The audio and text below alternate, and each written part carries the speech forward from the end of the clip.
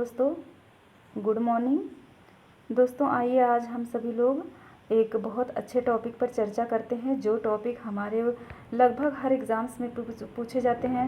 जैसे आप बीपीएससी ले लीजिए या आप टीजीटी पीजीटी का कोई भी एग्ज़ाम ले लीजिए जो हिंदी विषय से टीजीटी पीजीटी की तैयारी कर रहे हैं किसी भी स्टेट की, या आप ले लीजिए रेलवे ले लीजिए, एसएससी ले लीजिए, पुलिस, इन सब में जो है हिंदी से प्रश्न आता है। और वर्णमाला एक ऐसा टॉपिक है कि जो वेरी इंपॉर्टेंस है, यहाँ से तो प्रश्न बनते ही बनते हैं। तो दोस्तों चलिए हम लोग इसी पर चर्चा करते हैं। जैसे सबसे पहले हम ये देखते हैं कि किसी भी लैंग्वेज को जानने के लिए उस लैंग्वेज का जो है व्याकरण, ग्रामर बहुत ज़रूरी होता है दोस्तों। तो हम लोग व्याकरण, हिंदी वर्णमाला की अगर बात करें तो सबसे पहला शब्द निकल करके आता है कि वर्ण क्या होता है। अब दोस्तों ध्यान दीजिए, वर्ण क्या होता है, इस पर हम जब ध्यान देंगे तो ये होता है ध्वनि का लिखित रूप। वर्ण क्या होता है? ध्वनि का लिखित रूप। जैसे हमने ध्वनि निकाला का, ठीक है, तो अब का हम ध्वनि निकाले, बट इसे अगर हम लिख देंगे तो यही हमारा वर्ण हो गया। अब ध्वनि क्या है दोस्तों? ये वर्ण का मौखिक रूप है। जब तक हम अपने जो है अपने भावों को बोलते नहीं, बोल कर ही व्यक्त करते हैं, तब तक वो ध्वनि होती है। बट जब हम उसे लिखित रूप दे देते हैं तब वो वर्ण बन जाता है। अब देखते हैं वर्ण का प्रकार। तो दोस्तों ध्यान दीजिए, प्रकार यहाँ गलत लिखा हुआ है, प्रकार ऐसे होगा। आप लोग अपने नोट्स में सुधार लीजिएगा। तो वर्ण के प्रकार क्या कितने हैं? पहला स्वर है, दूसरा व्यंजन है, जैसा आप सभी लोग जानते हो। तो दोस्तों देखते हैं स्वर कितना है। यहाँ दिया हुआ है 11+2। 11+2 जब खासकर ये एनसीईआरटी में प्रश्न पूछा जाता है जब कि वर्ण कितने प्रकार के, वर्णों की संख्या बताइए। तो दोस्तों एनसीईआरटी में 11 ही दिया है। बट अगर कभी भी प्रश्न इस तरह से बनकर आ जाए कि कुल वर्णों की संख्या कितनी है, तब दोस्तों कुल वर्णों की संख्या हमारा आएगा, कितना आएगा? 13 आएगा। क्योंकि 11 वर्णों के अलावा जो हम अंग और आह लेते हैं, इसे हम अयोगवाह की श्रेणी में रखते हैं। लेकिन अगर प्रश्न का नेचर ऐसा है कि उसमें कुल शब्द जोड़ा हुआ है, तब हम आंसर 13 लिखेंगे। अब देखिए अयोगवाह क्या है, जैसा अभी मैंने बताया। तो वह वर्ण जो आ के योग से बने हैं किंतु व्यंजन से अर्थ ग्रहण करते हैं। बने तो हैं आ के सहायता से, बट वो अर्थ व्यंजन का ग्रहण करते हैं, जिससे अंग आहा। ठीक है बच्चों। तो अब इसके आगे फिर हम देखते हैं वर्ण विच्छेद या पल्लवन करना। वेरी इंपॉर्टेंट टॉपिक है बच्चों, इससे प्रश्न सीधा सीधा पूछ लिया जाता है। तो जो वर्ण विच्छेद है या पल्लवन है, इसे हम क्या करते हैं, ये हम स्वर और व्यंजन में तोड़ देते हैं। जैसे एक शब्द लिखा है बहुब्रीहि। दोस्तों देखिए बहुब्रीहि लिखा है, तो बहुब्रीहि में क्या है, ऐसे हम बा लिख करके केवल हलंत लगा देते हैं। तो दोस्तों इस हलंत का क्या मतलब होता है? इस हलंत का मतलब ये होता है कि इसमें जो आ स्वर है ना, ये है नहीं उसमें, वो उससे अलग है। ठीक है। उसके बाद में हम हा लिखते हैं। हा में भी ये देखिए हलंत लगा हुआ है, क्योंकि ऊ हम बाहर कर लिए हैं, जो उसे मात्रा प्रदान करता है। उसके बाद वा को हम ले लिए और वा में हम रा लगाए हैं, और उसके बाद हम उस पर बड़ी की मात्रा लगाए हैं। उसके बाद में हम क्या करते हैं दोस्तों, हा को उठाते हैं, और हा भी हलंत के साथ है, क्योंकि उसका स्वर जो बड़ी ई है ना, ये अलग हुआ है। तो जब हम वर्णों को, किसी शब्द को उसके स्वर और व्यंजन के रूप में तोड़ देते हैं, तो उसे हम क्या कहते हैं, वर्ण विच्छेद कहते हैं या पल्लवन कहते हैं। दोस्तों कभी कभी ना ये प्रश्न बिल्कुल सेम ऐसे ही बन करके आ जाता है कि वर्ण विच्छेद क्या है। कभी कभी हम लोग क्या करते हैं, वर्ण विच्छेद तो जानते हैं बट ना पल्लवन नहीं जानते हैं, तो प्रश्न आता हुआ भी ना हम लोग आंसर नहीं दे पाते हैं। तो दोस्तों ये वेरी इंपॉर्टेंट है, इसको आप ध्यान दीजिएगा। और ये पल्लवन कैसे करते हैं या वर्ण विच्छेद कैसे कहते हैं, स्वर और व्यंजन को तोड़ करके ना अलग अलग कर देते हैं। क्योंकि हम कोई भी शब्द लिखते हैं तो अगर उस शब्द में जो अक्षर यूज हुआ है, उस अक्षर के नीचे अगर हलंत नहीं है, तो उसमें छोटा आ जो होता है वो उसमें ऐड है, ऐसा समझ लीजिए।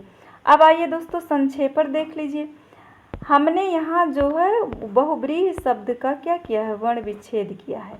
देखिए यहाँ वर्ण विच्छेद किया गया है, बट यहाँ क्या किया गया है, संक्षेपण किया गया है।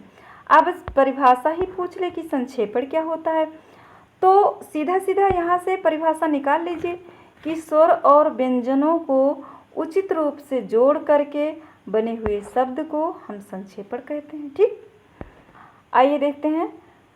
स्वतंत्र रूप से बोले जाने वर्णों, जो स्वतंत्र रूप से बोले जाने वाले वर्ण हैं उसे हम स्वर कहते हैं, जिनमें ना दोस्तों किसी व्यंजन की कोई सहायता नहीं होती। स्वर की सबसे बड़ी विशेषता यही होती है कि ये स्वतंत्र होते हैं।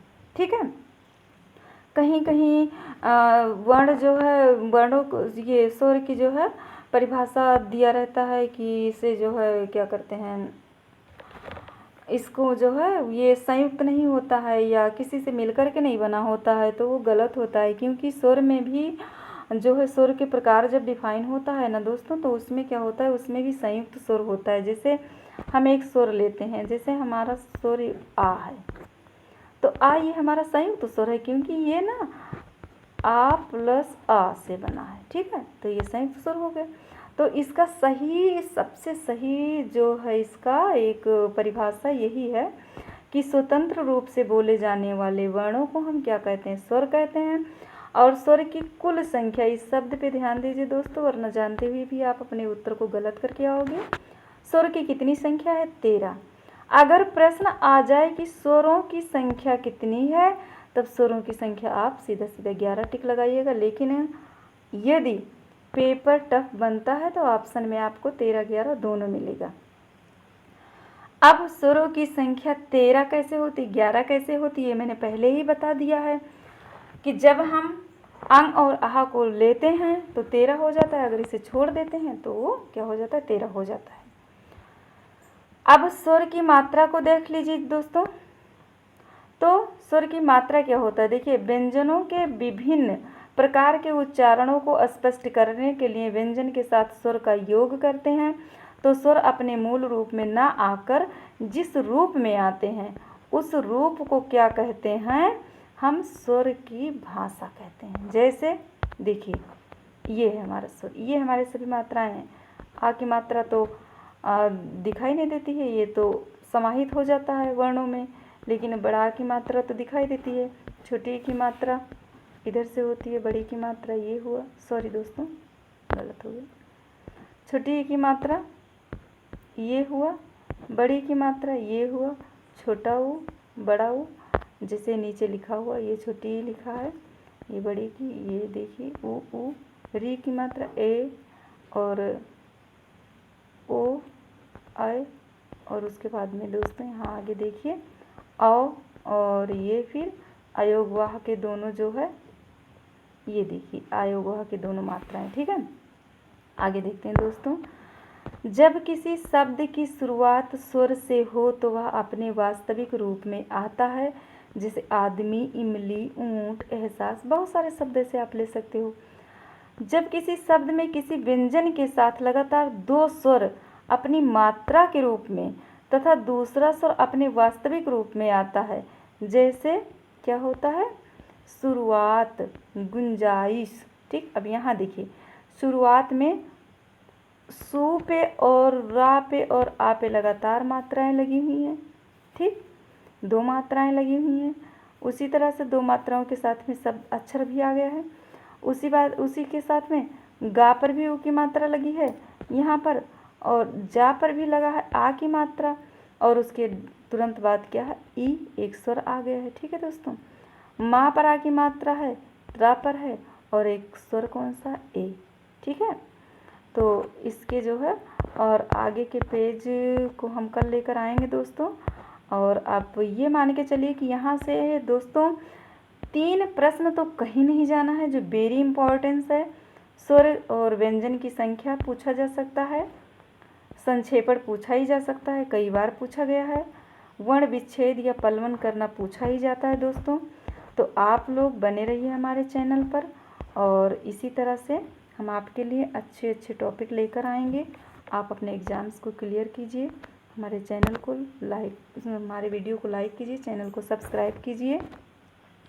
Thanks for watching.